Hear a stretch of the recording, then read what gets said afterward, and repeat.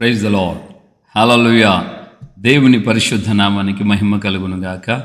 క్రీస్తునందు నా ప్రియమైన దేవుని బిడ్డలని మీ అందరికీ ప్రభుపేట శుభములు తెలియచేస్తున్నాం. ప్రియమైన దేవుని బిడ్డలారా, ఎలా ఉన్నారు? అనుదినపు ఆయన యొక్క కృపగల కౌగిలి, ఆయన యొక్క వాక్కులు, ఆయన యొక్క సన్నిధి మనల్ని సంరక్షించి బలపరిచి నడిపిస్తున్నారు.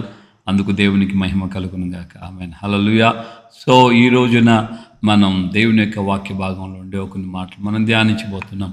లూకా సువార్తలో దేవుని యొక్క వాక్యాలు ఇలా కొన్ని మాటలు చెప్పబడి ఉన్నాయి.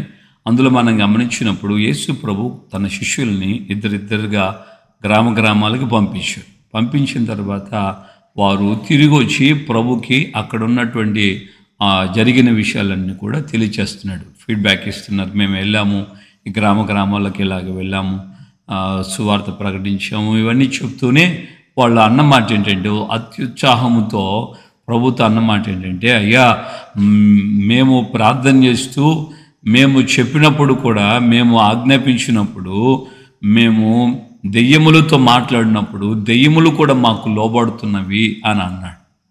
శిష్యులందరూ అన్నప్పుడు ప్రభు అన్నమాట ఏంటంటే వారికి, దెయ్యములు మీకు లోబడుచున్నవని సంతోషించేదానికంటే కూడా మీ పేర్లు పరలోకమందు రాయబడి ఉన్నాయని సంతోషించండి అని ప్రభు చెప్పారు. అంటే ఇక్కడ మనం గమనించాలి, ఇక ఒక పవర్, ఒక అథారిటీ, ఈవిల్ స్పిరిట్స్ కూడా కొన్ని అథారిటీస్ ఉన్నాయి. ఆ అథారిటీ కలిగినటువంటి ఆ ఈవిల్ స్పిరిట్ ప్రభు పేరు మనం ఉచ్చరించినందువలన, ప్రభు నామమున దెయ్యాలు వెళ్ళగొడుతున్నప్పుడు అవి లోబడుతున్నాయని, సో ప్రభుకి వాళ్ళు వచ్చి జరిగిన విషయాలు తెలియచేసినప్పుడు ప్రభు అంటున్నాడు కదా, దెయ్యములు మాకు లోబడ్డాయని మీరు సంతోషించకండి. తాత్కాలిక సంతోషం అది. ఈ భూమి మీద దెయ్యాలు లోబడ్డాయని అని అనుకుంటున్నాం. నువ్వు ప్రార్థన చేసావు, ప్రభు పేరట విడుదల కలిగింది, లోబడ్డాయి, అవి విడిచిపెట్టి వెళ్ళిపోయాయి అని దానిని మాత్రమే మీరు పరిగణలోకి తీసుకొని అంతవరకే మీరు ఆనందిస్తూ సంతోషిస్తూ ఉండొద్దండి. ఎందుకంటే మీ పేర్లు వీటికంటే కూడా పరలోకమందు మీ పేర్లు రాయబడుతున్నాయని దానిని గురించి సంతోషించండి అని ప్రభు చెప్పారు. అంటే పరలోకంలో రాయబడుతున్నటువంటి పేర్లను గురించి, ఆ పరలోకము, అందులో ఉన్నటువంటి పరిస్థితులు, అక్కడ పేరు రాయబడితే కలిగే ప్రయోజనం, ఇది వీరికి తెలియదు, శిష్యులకి అంత డీప్గా తెలియదు. అందువలన ప్రభు వారిని ఆ రోజున ఆ విధంగా హెచ్చరించారు. మీ పేర్లు పరలోకమందు రాయబడి ఉన్నాయని సంతోషించండి, మీకు దెయ్యములు లోబడుతున్నాయి అనే దానికంటే కూడా. దేవుని బిడ్డలారా, ఈ రోజున మనం ఇక్కడ చదివిన ఈ సిచ్యువేషన్ మనం గమనించినప్పుడు తాత్కాలికమైన సంతోషానికి మానవుడు అధిక ప్రాధాన్యత ఇస్తాడు. తాత్కాలికంగా కొనసాగుతున్నటువంటి ఆ పరిస్థితులకే అత్యధికమైనటువంటి సమయాన్ని కేటాయించి అత్యధికమైనటువంటి ఆనందాన్ని వాటి దగ్గరే కనపరుస్తూ ఇదే సర్వస్వం అనుకునేటువంటి పరిస్థితి కూడా లేకపోలేదు. కానీ మనం గమనించాల్సిన మాట ఏంటంటే, దైవ చిత్తానుసారంగా దేవుని యొక్క మాట ప్రకారంగా మనము ఏమి చేసినా, ఏ విధమైన జీవితంలో ఏ క్రియలు జరిగిన మన ద్వారా అది ఈ యొక్క భూమి మీద కంటే కూడా పరలోకంలోనే దాని గురించినటువంటి ప్రతిఫలము అధికమనే విషయాన్ని మనం మర్చిపోకూడదు. దేవునికి స్తోత్రం. ఆమేన్. హల్లెలూయా. పరలోకములోనే అధికం అనే విషయాన్ని మనం స్పష్టంగా గుర్తించుకోవాలి. కనుక ఈ రోజున నీ వ్యక్తిగత జీవితంలో నీవు భూ సంబంధముగా ఉన్నటువంటి పరిస్థితులు అన్నిటిని బట్టి, నీవు కలిగి ఉన్నటువంటి చరస్థిర ఆస్తులను బట్టి కావచ్చు, పేరు ప్రఖ్యాతులను బట్టి కావచ్చు, ఈ లోక సంబంధంగా ఏది నీకు కలిగినా వాటి మీద నువ్వు సంతోషించేదానికంటే కూడా అత్యధికంగా పరసంబంధమైనటువంటి ఆ దేశాన్ని గురించి ఇప్పటి నుండే ఆ పరలోక రాజ్య సంబంధమైనటువంటి విషయాన్ని మనం జ్ఞాపకం చేసుకోవాలి.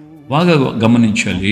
ఒక వయసులో, చిన్న వయసు నుండి మనం గమనిస్తాం, యవ్వన కాలంలో ఒక ఇంటర్ తర్వాత డిగ్రీ అలాగా చదువుతున్న పిల్లల జీవితాలను గమనిస్తే అందరూ కలెక్టర్లు కాలేదు, అందరూ ఐపీఎస్లు కాలేదు, అందరూ ఒక ఉన్నతమైన స్థితి రాలేదు.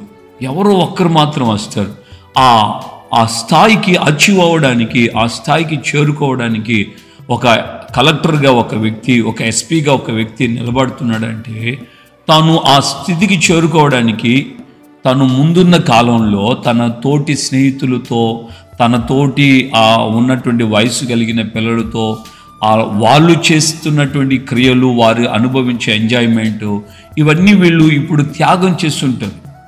సో ఆ వ్యక్తి త్యాగం చేస్తుంటాడు కనుకనే అతను ఒక ఉన్నతమైన లక్ష్యంతో వీటన్నిటిని, అల్పకాలమైనటువంటి ఆనంద సంతోషాలన్నింటినీ పక్కన పెట్టి వాటి కోసం ప్రయాసపడ్డాడు కనుక ఆయన ఒక కలెక్టర్ గానో, ఒక ఎస్పీ గానో, ఒక ఉన్నత ఆఫీసర్ గానో అపాయింట్ అయిన తర్వాత వీటన్నిటి అనుభవాలు కంటే కూడా ఎక్కువగా ఆ అనుభవాన్ని, ఆనందాన్ని, ఆ సంతోషాన్ని అధికంగా అనుభవిస్తాడు. కరెక్ట్ కదా? ఆ విధంగానే మన జీవితంలో ఈ భూమి మీద ఈ యొక్క ఆధ్యాత్మికమైన యాత్రలో వీటన్నిటిని బట్టి, కలిగి ఉన్న దాన్ని బట్టి సంతోషించేదానికంటే కూడా పర్వాలేదు, నేను ఇప్పటి వరకు సంపాదించినటువంటి సంపాదనతో నా పిల్లలకి ఒక సెక్యూరిటీ చేసి పెట్టాను, నా పిల్లలకి సెక్యూరిటీ ఉంది, ఇల్లులు కొన్నాను, స్థలాలు కొన్నాను, భూములు కొన్నాను, ఆస్తులు కొన్నాను, ఇవి బ్యాంక్ బ్యాలెన్స్లు బాగున్నాయి, లేకుంటే మంచి ఉద్యోగం పిల్లలకు వచ్చింది, లేదంటే మంచి వివాహం పిల్లలకి అయింది.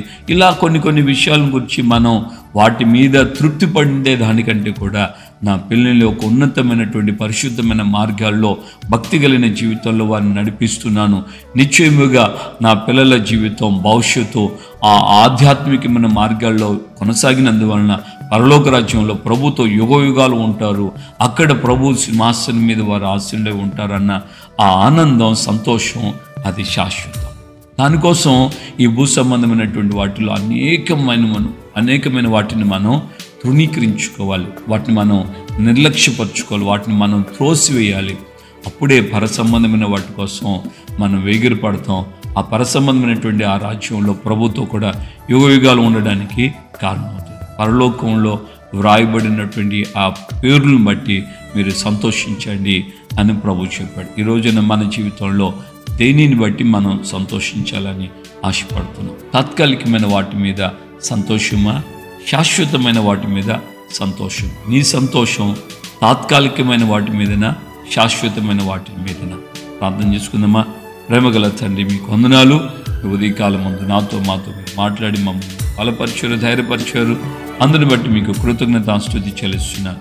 నిత్యముగా నా ప్రభువా, అయ్యా, మీరు ఇచ్చిన వాక్కు ప్రకారంగా, మీరు చెప్పిన మాటల ప్రకారంగా శిష్యులతో ఆ రోజున చక్కగా, మెల్లగా, లోతైన అనుభవాలు కలిగేటువంటి ఆలోచన వారిని అయ్యా మీరు ఆ యొక్క మాటల ద్వారా వారిని మీరు బలపరిచారు.